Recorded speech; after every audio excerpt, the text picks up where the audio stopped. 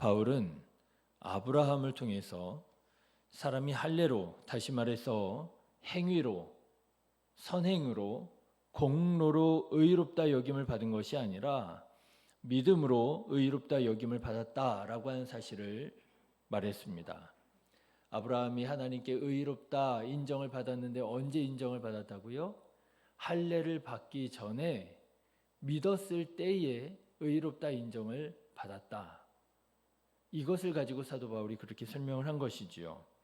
그런데 오늘 5장 말씀에도 보면 바울은 이 사실을 여러 군데에서 다시 한번 말하고 있습니다. 1절 말씀도 보시면 그러므로 우리가 믿음으로 의롭다 하심을 받았으니 우리 주 예수 그리스도로 말미암아 하나님과 화평을 누리자, 그렇게 말해요.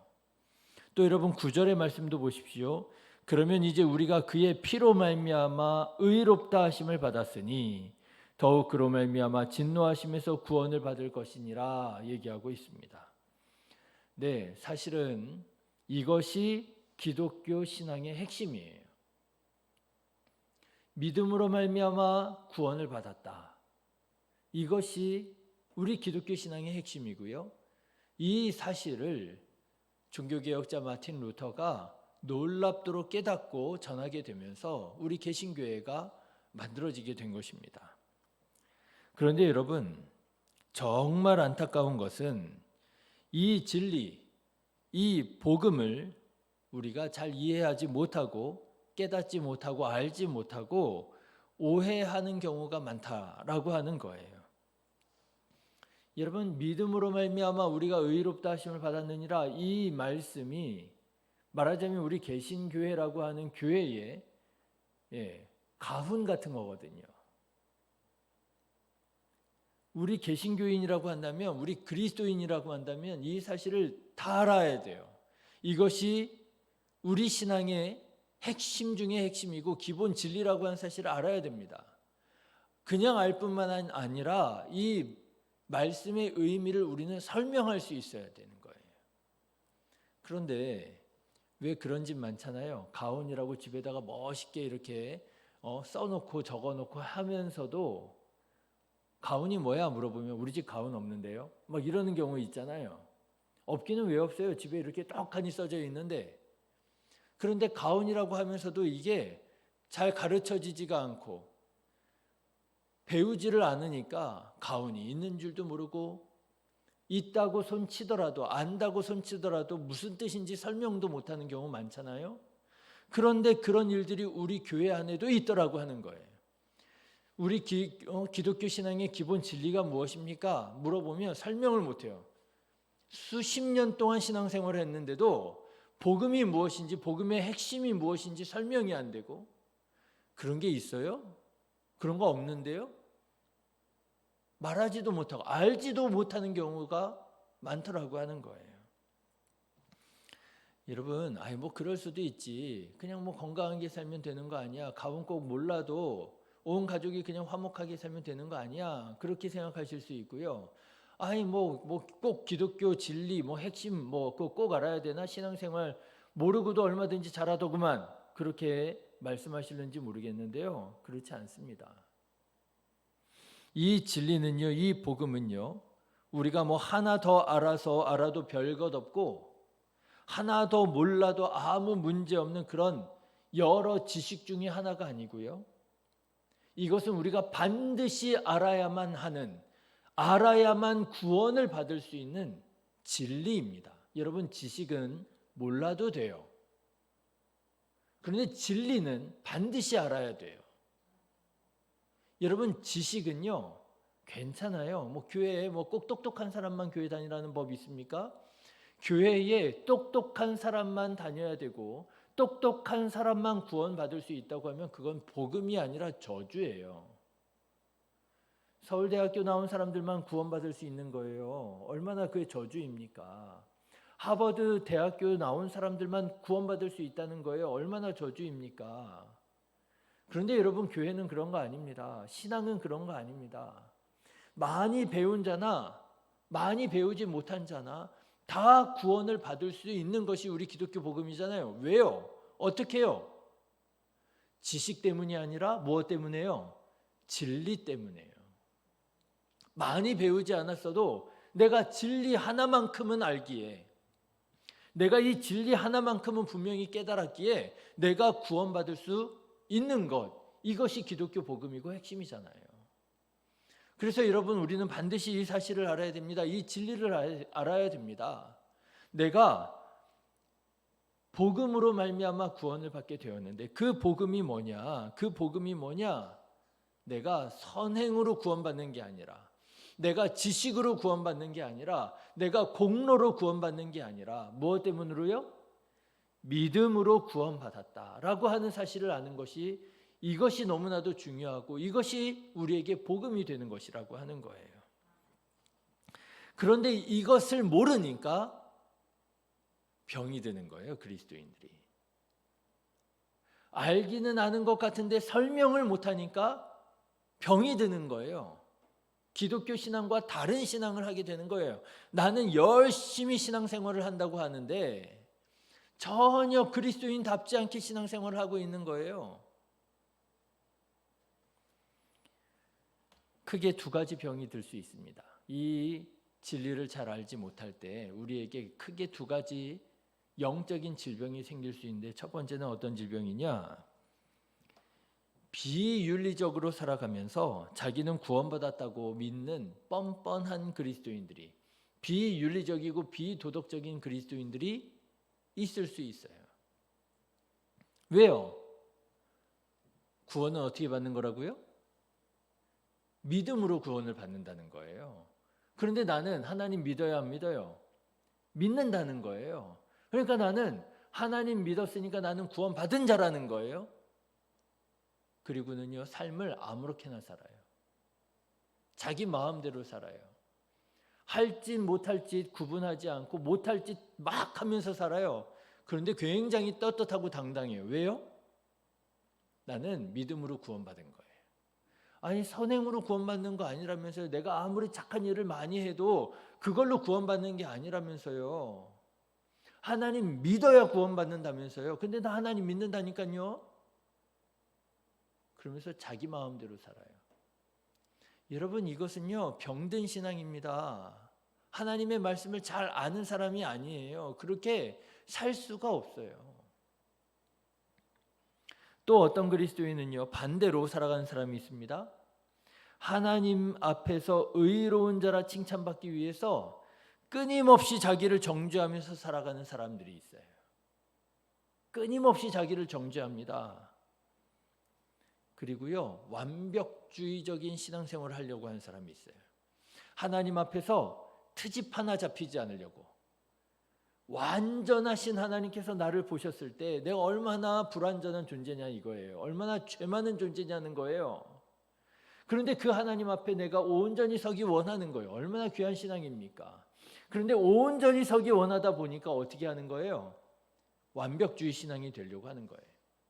말도요, 말에 있어서 하나님께서 들으시기에 합당하지 않은 말 하지 않으려고 합니다. 너무나도 좋은 신앙이지요. 거룩한 신앙이지요. 행동 거지에 있어서도 하나 흐트러짐이 없게 정말 거룩하게 살아가려고 합니다. 그뿐만 아니에요. 생각조차도, 내 마음에 드는 생각조차도 하나님께서 다 아시는데 하나님께서 보시기에 바르지 않은 생각하면 안 된다 이거예요. 완벽주의적인 신앙생활을 하려고 합니다. 그런데 여러분, 이게 얼마나 좋아 보이고 얼마나 거룩해 보여요? 그런데 여러분, 이게 사실은 병든 신앙일 수 있다는 거예요. 왜요? 사람은 어떻게 구원받는다고요? 선행으로 구원을 받는 게 아니라, 내가 완벽한 신앙인이 돼서 구원받는 게 아니라 무엇으로요? 믿음으로 구원받는 존재잖아요. 근데 그 하나님의 말씀을 어떻게 하는 거예요? 믿지 못하는 거예요. 받아들이지 못하는 거예요. 믿는다고는 하지만 실상은 어떻게 살아가는 거예요? 선행으로 구원받는다고 생각하고 살아가는 거예요. 그러니까 그 신앙생활에 기쁨이 없어요. 그렇죠? 어떻게 하나님 앞에서 완벽할 수 있어요? 완벽할 수 없잖아요. 그러니까 늘 하나님 앞에서 자책하면서 살아가는 거예요. 하나님, 오늘도 제가 죄를 졌습니다. 하나님, 오늘도 내가 하나님 앞에 품지 말아야 할 생각, 하지 말아야 할 말들을 하면서 살았습니다. 늘 자책하는 거예요. 이게 보기에는요, 어떻게 보면 굉장히 경건하고 거룩한 사람처럼 보이는데 사실은 알고 보면은요, 이게 건강한 신앙이 아닐 수 있다라고 하는 거예요. 더 큰 문제가 있습니다. 이렇게 완벽주의적인 신앙생활을 하면서 스스로를 정죄하고 스스로 자책하면서 신앙생활하는 사람의 더 큰 문제가 있는데 그게 뭐냐면 다른 사람도 정죄해요. 믿음으로 구원받는다는 사실을 정말 깨닫고 받아들이면 다른 사람의 연약함, 다른 사람의 실수, 다른 사람의 죄악에 대해서도 뭐랄까요? 이해가 있을 수 있어요. 그래, 사람이 다 죄를 짓고 살아가지. 그런데요, 완벽주의적인 신앙생활을 하면서 자기를 정죄하는 사람은 나만 정죄하고 끝나지 않더라고요. 다른 사람들도 다 정죄하면서 살아갑니다. 저 사람은 저래서 한대. 이 사람은 이래서 한대. 그 사람은 그래서 한대. 이 모습들이 다 우리 주변에 있는 모습들 아니에요? 어떤 사람은 뻔뻔하기가 그렇게 이를 데가 없어요. 믿음으로 구원받는다고 정말 살아가는 모습을 보면 개차반이에요.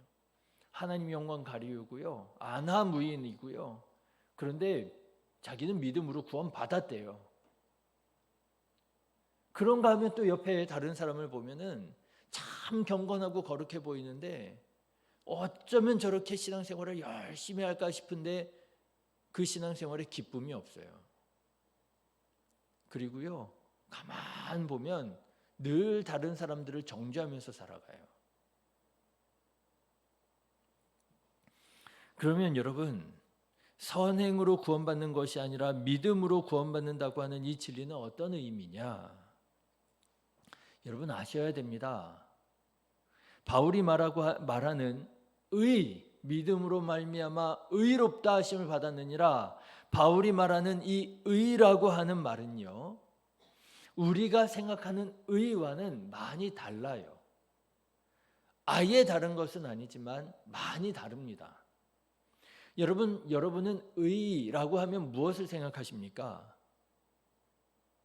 의라고 하면 정의를 생각하지 않으세요?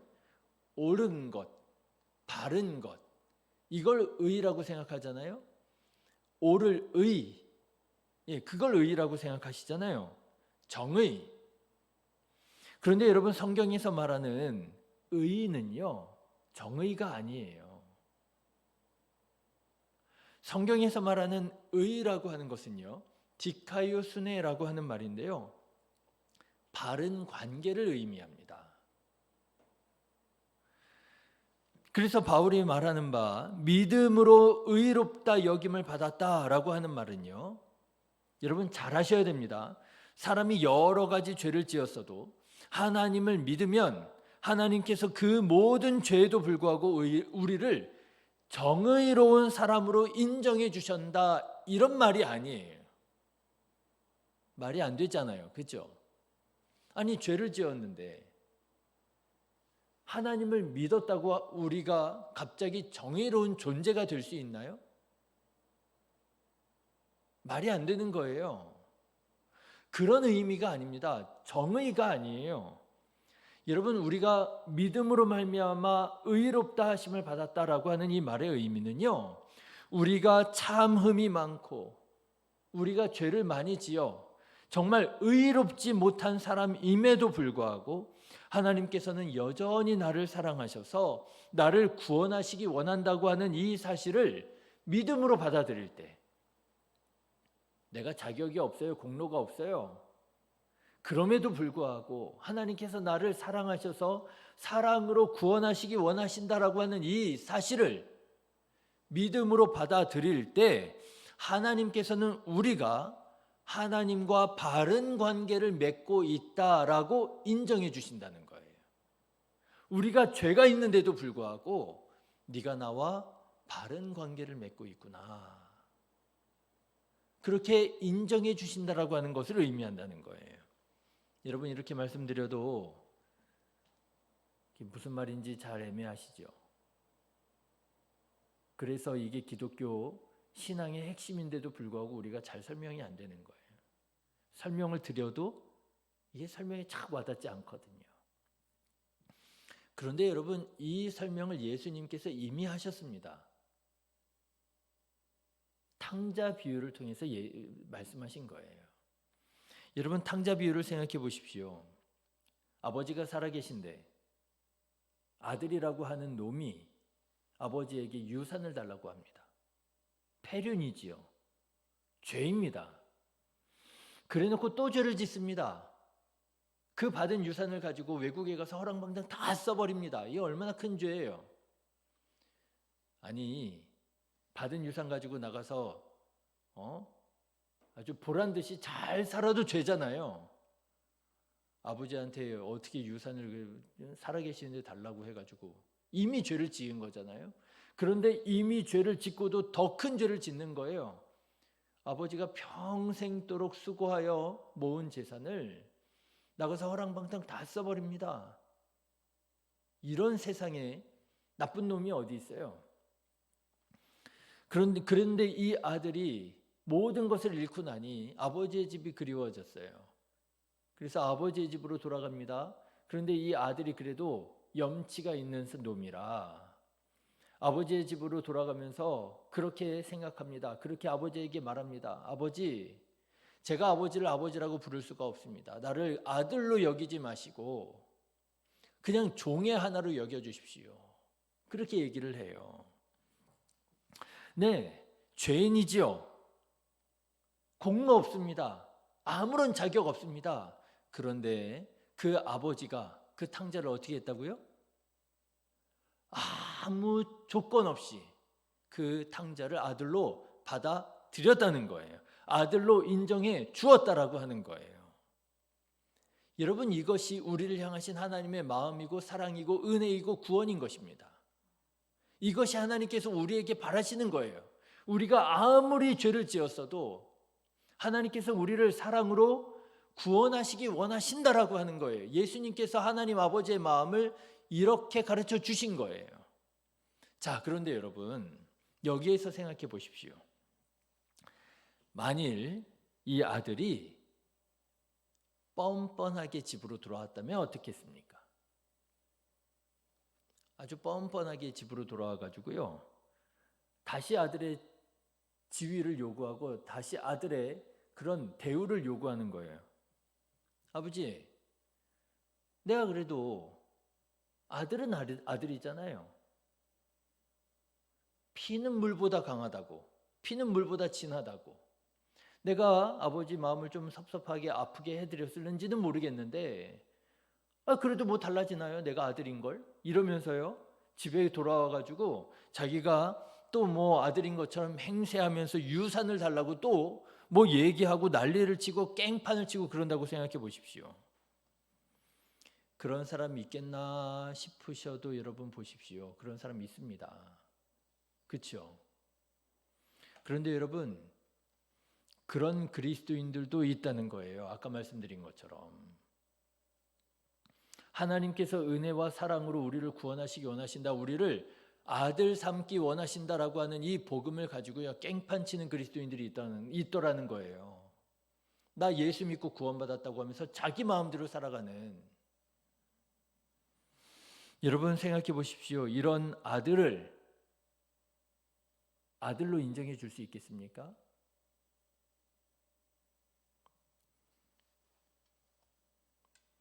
아무리 아들을 사랑하는 아버지라 할지라도 자기가 죄를 지은 줄도 모르고 그렇게 뻔뻔하게 행동하는 그런 아들을 아들로 받아들일 수 없을 거예요.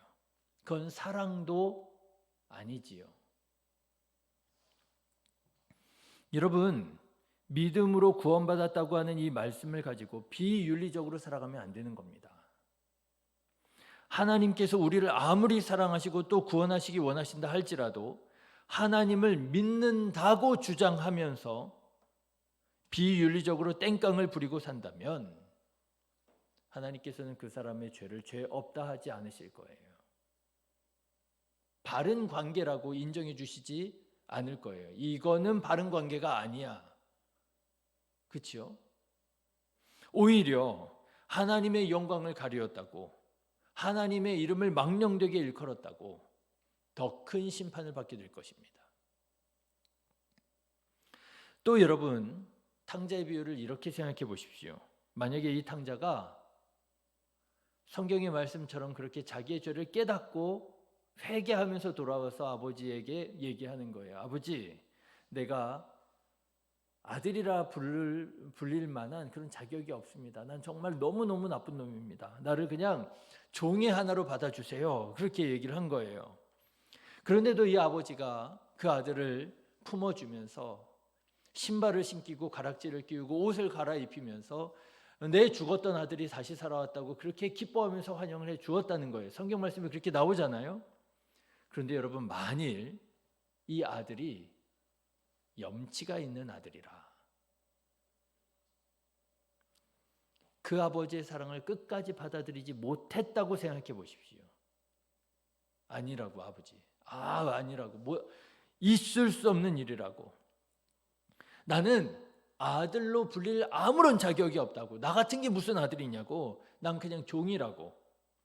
그렇게 염치를 부린다고 해야 되나요? 그렇게 말하면서 아버지를 끝끝내 아버지라고 부르지 않고요, 주인님이라고 부른다고 생각해 보세요. 내가 아버지에게 받은 그 유산을 다 다시 벌어서 갚기 전까지는 내가 아버지를 아버지라고 부를 수 없다고, 그냥 주인님이라고, 나는 아들 아니라고 끝까지 그렇게 주장한다고 생각해 보십시오. 그러면 여러분, 그 아버지의 마음이 어떻겠어요? 야, 이놈은 그래도 좀 염치가 있네. 그러면서 기뻐하시겠습니까? 아니잖아요. 그 모든 죄에도 불구하고 내가 아들로 다시 회복시켜주면, 아무런 자격 없지만, 아무런 공로 없지만 그 아버지의 사랑과 은혜에 감사하며 아들로서 어떻게 해야 돼요? 이제는 효를 다하면서 살면 되는 거잖아요. 그게 선행이에요. 선행으로 구원받는 것이 아니라 믿음으로 구원받아 선하게 살아가는 것이지요. 그렇습니다. 여러분, 탕자와 같이 죄 많은 우리를 다시 아들로 회복시키시기 원하시는 하나님의 사랑을 믿지 못하고 뭔가 선행으로 구원받으려고 완벽주의자가 되려고 하는 것, 그런데 완벽하지 않은 자기 자신을 스스로 학대하고 정죄하며 살아가는 것, 그러면서 똑같은 관점으로 다른 사람들이 완벽하지 않다고 다른 사람들도 정죄하며 살아가는 것, 이것은 오히려 하나님의 사랑을 믿지 못하는 불신앙입니다. 경건해 보이지만, 거룩해 보이지만 아니에요. 오히려 하나님의 마음을 아프게 하는 사람이에요. 여러분, 하나님 앞에 우리는 모두 염치 없는 죄인입니다. 얼마나 불순종하는 죄인입니까? 자격 없습니다. 공로 없습니다. 그래서 어떻게들 해요? 나를 다시 아들 삼아 주신 아버지께 더욱 효를 다하며 살아가는 것이지요. 그것이 바로 믿음으로 살아가는 것이고, 그것이 바로 말씀으로 살아가는 것이고, 그것이 바로 사랑으로 살아가는 것이지요. 그것을 우리가 선행이라고 말한다면 선행으로 살아가는 거예요. 믿음으로 구원받은 자는 이제 선을 행하며 살아가는 것입니다. 자, 여러분은 하나님 아버지께 어떤 자녀이십니까? 아버지의 사랑과 용서를 믿음으로 받아들이고 아버지 하나님과 화목한 관계를 누리며 의롭다 인정을 받으며 바른 관계를 맺으며 살아가는 그런 아들이십니까? 아니면 여전히 공로와 자격을 갖추기 위하여 애를 쓰며 살아가거나, 또는 믿음으로 구원받았다라고 하는 이 말씀을 남용하고 함부로 말하면서 자기 마음대로 살아가는 그런 아들이십니까? 바라기는 하나님께서 우리를 사랑으로 구원해 주셨다고 하는 이 복음을 믿음으로 받아들이고 하나님의 그 은혜에 바르게 응답하며 하나님의 말씀을 쫓아 살아가는 바른 관계를 맺고 살아가는 우리 성도님들 다 되시기를 주님의 이름으로 축원합니다. 기도하겠습니다.